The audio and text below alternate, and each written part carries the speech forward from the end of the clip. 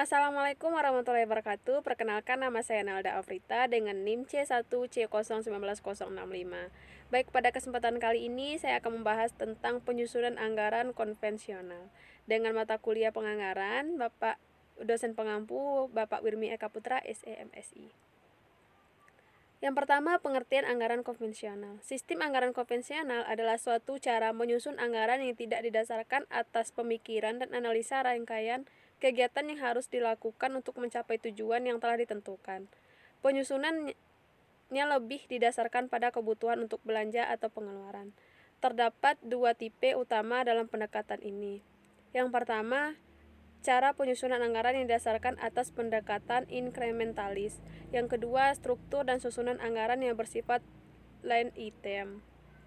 Karakteristik anggaran konvensional. Adapun karakteristik anggaran tradisional adalah sentralistis, berorientasi pada input, tidak terkait dengan perencanaan jangka panjang, line item, dan inkrementalis, batasan departemen yang kaku, menggunakan aturan klasik, pot accounting, prinsip anggaran bruto, dan yang terakhir bersifat tahunan. Ciri-ciri anggaran konvensional. Yang pertama, penyusunan anggaran berdasarkan pendekatan inkrementalis. Yang kedua, struktur dan susunan anggaran yang bersifat line item. Yang ketiga, cenderung sentralistis. Yang keempat, bersifat spesifikasi. Yang kelima, bersifat tahunan. Yang keenam, menggunakan prinsip anggaran bruto.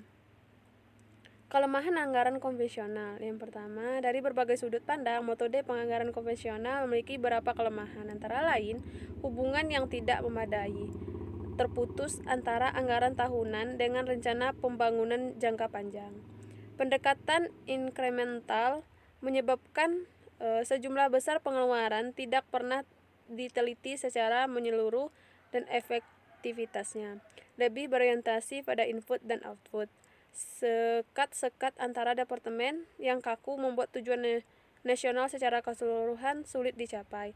Proses anggaran terpisah untuk pengeluaran rutin dan pengeluaran modal atau investasi. Anggaran tradisional bersifat tahunan. Keunggulan anggaran konvensional. Keunggulan anggaran konvensional adalah penyusunan relatif mudah sehingga dapat membantu mengatasi rumitnya proses penyusunan anggaran. Yang kedua, tidak memerlukan pengetahuan yang terlalu tinggi untuk memahami program-program kegiatan baru.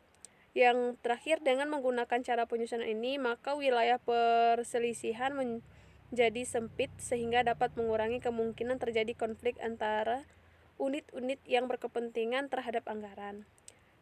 Klasifikasi anggaran konvensional. Klasifikasi anggaran di berbagai negara diklasifikasikan menurut jenis-jenis pengeluaran, biasanya dialokasikan untuk gaji, tunjangan, pensiun, perjalanan dinas, pengangkutan barang, sewa, komunikasi, gas, air, listrik, cetak-mencetak, reproduksi, bahan-bahan perlengkapan, tanah, bangunan, peralatan, investasi, pinjaman, sumbangan, subsidi, asuransi, bunga, dividen, dan refund.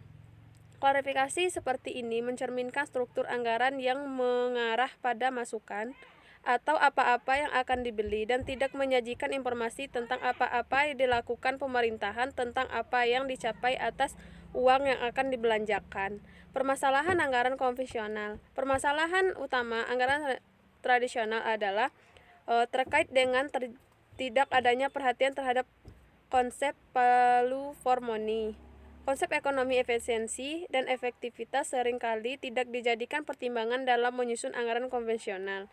Oleh sebab itu, dengan tidak adanya perhatian terhadap konsep value for money ini, sering kali pada akhir tahun anggaran terjadi kelebihan anggaran yang pengalokasiannya kemudian dipaksa dengan pada aktivitas yang sebenarnya kurang penting untuk dilaksanakan.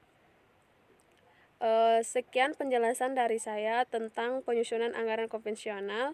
Semoga apa yang saya sampaikan bermanfaat. Saya akhiri. Wassalamualaikum warahmatullahi wabarakatuh.